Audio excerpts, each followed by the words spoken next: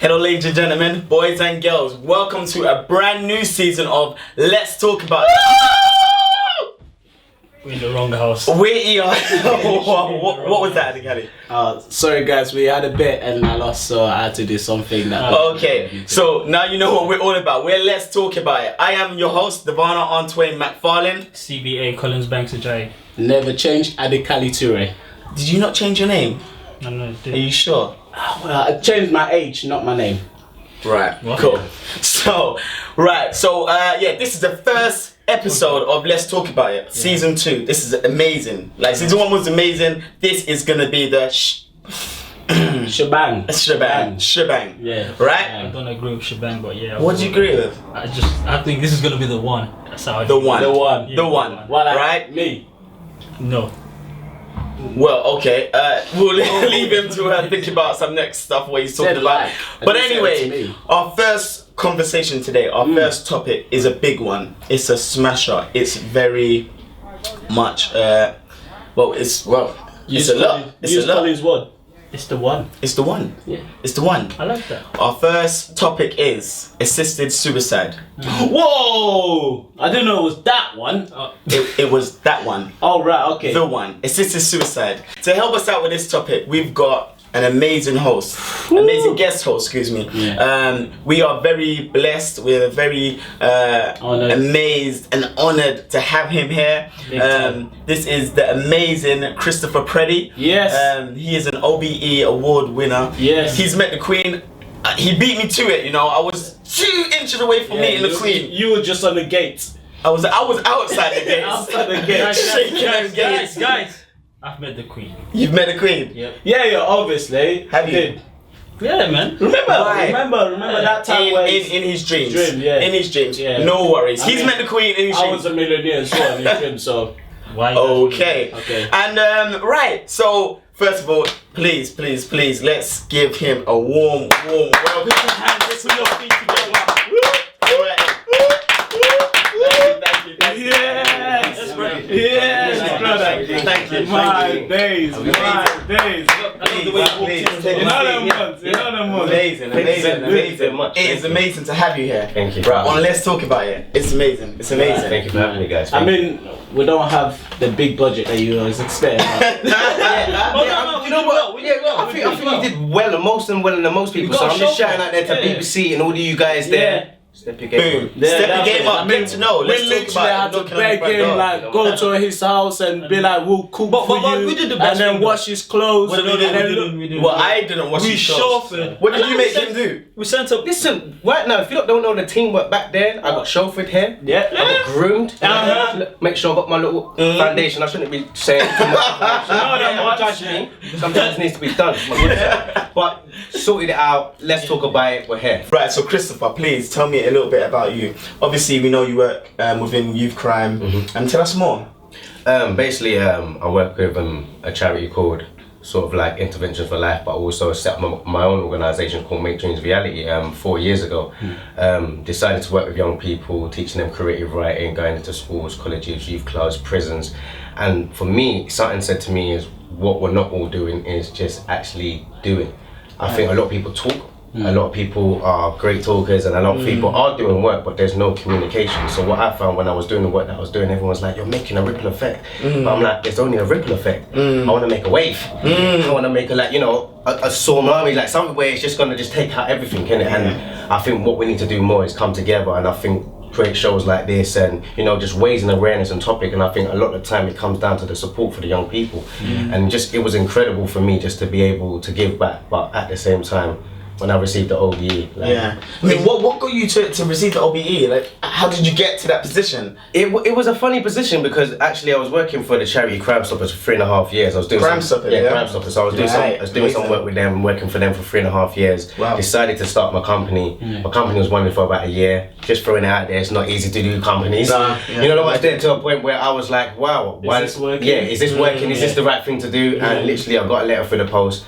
And I thought I was in trouble, guys. I'm throwing it out there. I'm a little bit dyslexic. You know what I'm saying? So the letter came, and this is actually what the letter said. The letter said, "We have given Her Majesty your name in strict confidence." Wow. Underscore. Like, Wow. Why are you underscoring and lying? I don't understand about all the stuff. And they said, well, I'm appointing you of the officer of the British Empire. I heard the Majesty wants to know my name, and I heard officer of the British Empire. I said, no, what did I do? I started looking at my window like this, We are discussing the topic assisted suicide. Obviously, it's a big topic in the world, in Britain, in England right now. Obviously, we know that there's a lot of people saying that they want to go out, how they wish. So, I mean, we need your help to, talk about this topic. But first, I want to take it to Adekele. What do you think about assisted suicide? I think, for me anyway, this is my opinion, I think if someone is suffering and they really, it's the same thing of, I only eat halal meat. So I think it's the same principle. You get me? If you kill a meat, if you eat a meat that was suffering, it's not healthy anymore. You get me? If you're killing a meat that didn't suffer at all, then it's healthy. And I think as a human being, it's cruel to see a human being suffer when they want to die. You get me? So for that reason alone, I'll be honest, I've always said it. You get me? Instead of suffer, I would like God to take my soul. You get me? But we're not just saying, God take my soul. Yeah, of course. Yeah. We're saying, I'm suffering, you kill me.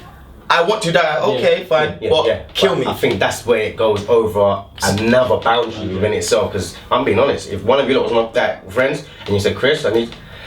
It would be a very hard thing. Very hard situation in the sense of someone that I love and I care for, and you want me to take your life, and at the same time I understand the pain and the stress that you're going through. So it's a catch-22. I don't want to see you in pain, but at the same time I don't want... And then you got to think if you can live with it. This is it, the burden that you're going to put me with. I think assisted killing, which is mercy killing, it's not wrong. It's all about you doing what someone wants.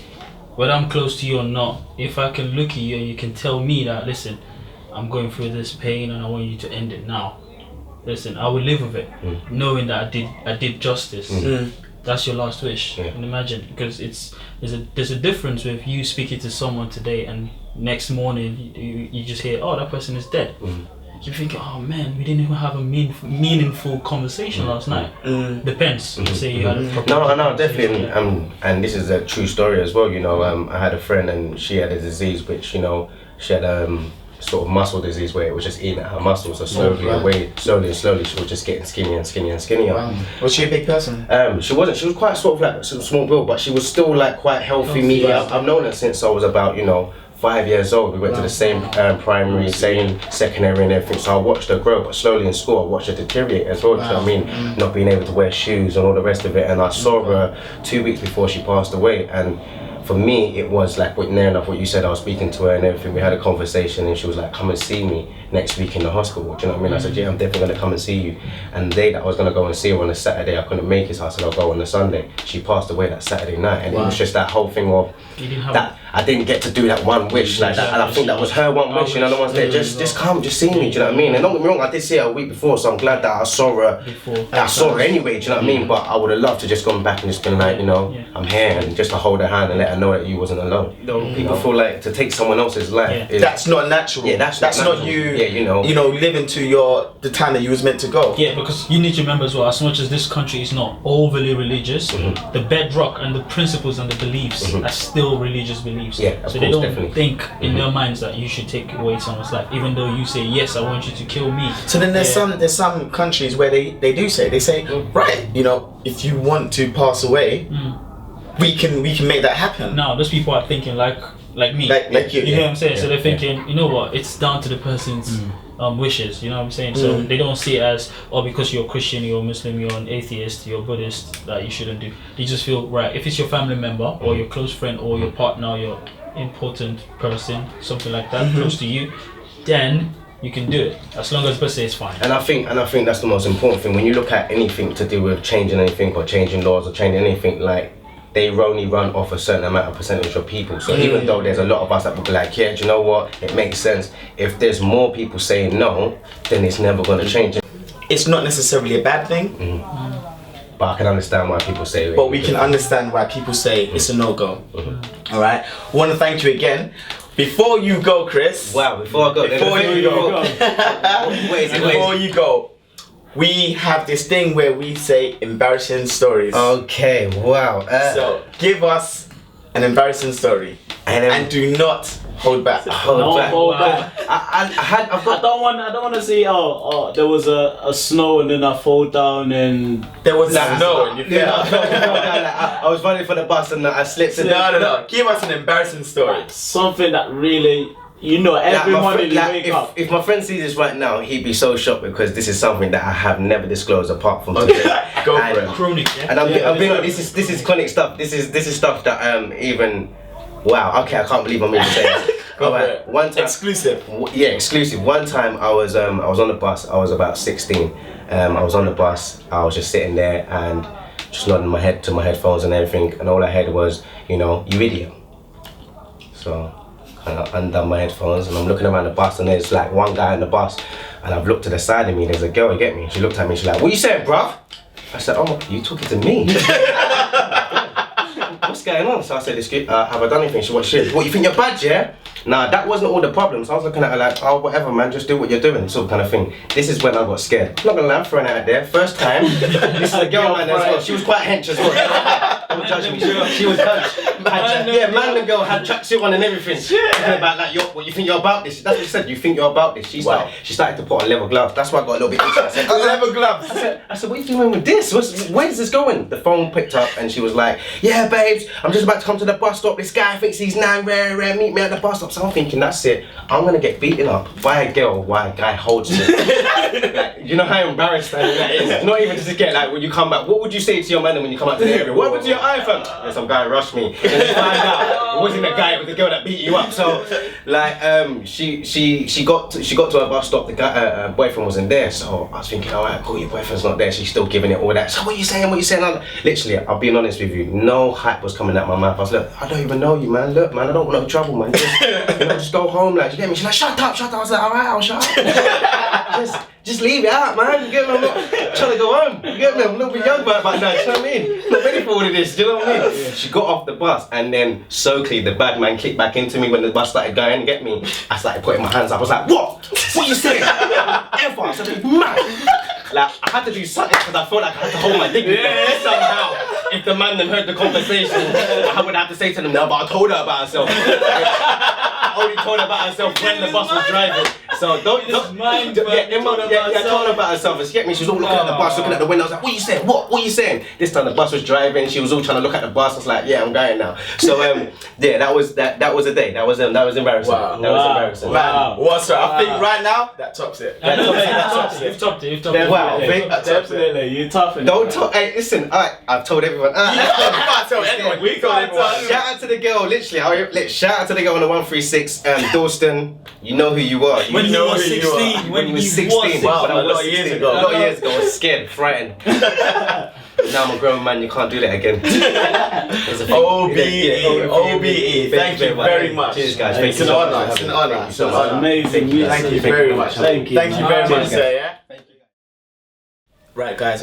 We just want to say one last thing, which is on the assisted suicide, which is in the year 1990, over 10,000 people, over 10,000 citizens, carried "Do Not Euthanize Me" card when being assisted into hospital. So, I mean, we're very much aware that a lot of people, even with us saying, it's okay maybe, but a lot of people still really disagree with it. Yeah. Hopefully, with us, we want the Lord to change. Maybe if we're suffering, we want to be able to, go the way we want to go in peace. With that said, from your host, Devona Antoine McFarlane, CBA Collins Banks Jai, Adikali Ture. take care until next time.